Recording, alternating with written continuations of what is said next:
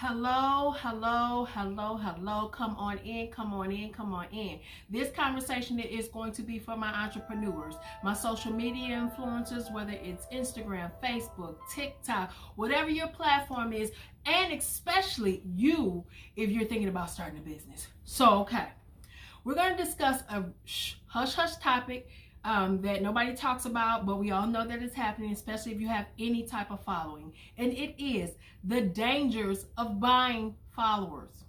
Yeah, it's a thing. So check this out. If you have any type of influence or you have any type of following, you have all gotten that email in your inbox or in your DM that says, hey, if you pay me this amount or you pay me that amount, I'll give you so many followers. You pay me, whatever the cost may be, I'll give you 10,000, 20,000, 50,000. So basically, we're paying for the blue check mark, right? At this point, right? So as a business professional, this is where the rubber meets the road, where you make some decisions. Now, do I believe in myself, or do I believe in my product enough? Do I stand behind my product enough to say, hey, I can go it on my own, I can get my followers organically, or do I take the easy road out? Because everybody knows you only get out what you put in. You can't cheat the system. That's just not the way it works. But some people try, and that's their prerogative. But right now we're talking business here. So my first year in college, I went to the University of Missouri, St. Louis. My major was communications and public relations, right? So from the day I step into class, my professors, all they push is data. I don't even remember much else that I learned in college besides the data, because they wanted to drive home to us that in communications and public relations, it's all about the analytics, it's all about the data, right? Okay, they talked about it so much that I almost was ready to drop out, because I'm like, how am I going to apply this to my everyday life, right? So moving forward, I start my own public relations company. PDP Public Relations Agency, right? So just by default, all the data that I'm bringing in for the company and on my social media platforms, I am saving, I'm archiving by default, right?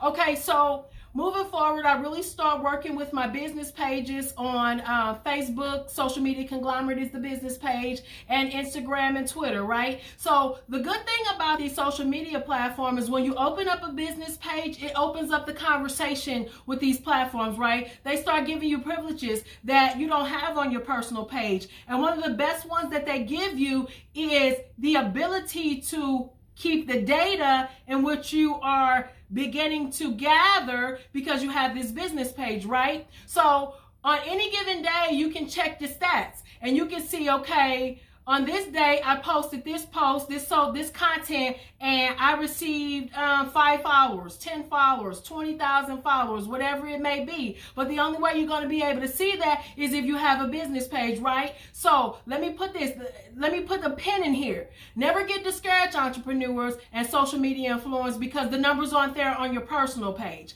Because a lot of times your personal page can have like 2-3 likes, a couple of comments, and then you go to your business page and 1,700 people have reached. 1,700 people have seen it. That's your reach. And so when you talk about your business page, Facebook and the other social media platforms, they let you know how you're doing. They let you know what your reach is. They let you know men or women who like it, your target audience. Is it more men? Is it more women? They also let you know what cities that you're trending in, what countries that you're trending in. This is the information that's very vital to you, because now you know, okay, advertising and marketing in this market really makes no sense, because that's not where my people are. That's not where my followers are. I'm going to advertise in Chicago. I'm going to advertise in Memphis. I'm going to advertise in LA, St. Louis. I'm going to advertise here because that's where most of my traffic is coming in, right? So now I understand the cost of tuition because it makes sense now. Now we understand why we're getting the data. So now I get to apply what I've learned in college to what I'm doing, right? Okay, so moving forward. So most people might say, hey, well, who really cares? As long as I got a blue check mark, I got a lot of followers, I'm popping, right? Okay, well, if that's what you determine or deem as popping, that's fine. Until the day that your actual content or your product pops.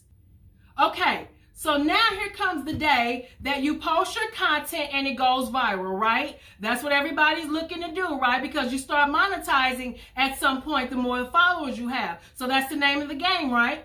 So not only do you have all of these people coming to your platforms to follow you because they want more of what you have, they want more of your content, they're following you on wherever they saw the video, they're going to your other platforms and they're following you there, right? Because they're waiting on more content because they like you. So not only does it open up the conversation with the general public, right? But now you have investors looking. Investors want to know, okay, you got this blue check mark, you got these followers, what you got? We want to know, we want to invest in it. You already have a following. All we have to do is put the machine behind you and we're off to the races. Everybody gets paid and we have a nice day, right? In a perfect world. Okay, so here is the problem why it is very dangerous to pad your stats and by your followers. Because once the investors sit down at the square round with you, they want to see what? Your data. Because now they want to know, where are we going to push our money? What markets are we going to push this money in that's already, and then we'll get the rest of the markets on board. But for the most part, we want to know where you're popping. And guess what you don't have? The data to support it. And now you're hustling backwards and you're on crunch time trying to get the data to support it, but it's not there. One thing I've learned in business and life, period, is to keep a receipt. If you do not have a receipt, if you cannot produce a receipt, it did not happen. So basically, it's your receipt. It's your insurance where, you know, you can say, hey, I've done the work. These are the stats. Let's make this money. So at the end of the day, I hope in your life and in your business and building your brands that you take this information, do what you will with it, and know that Rome wasn't built in a day. All great things take time. The journey of 1,000,000 miles starts with the first step, and that if you ever need our services, we are here for you. I am Paris Drake, CEO of PDP Public Relations Agency, and I'll see you next time with more information that you can use.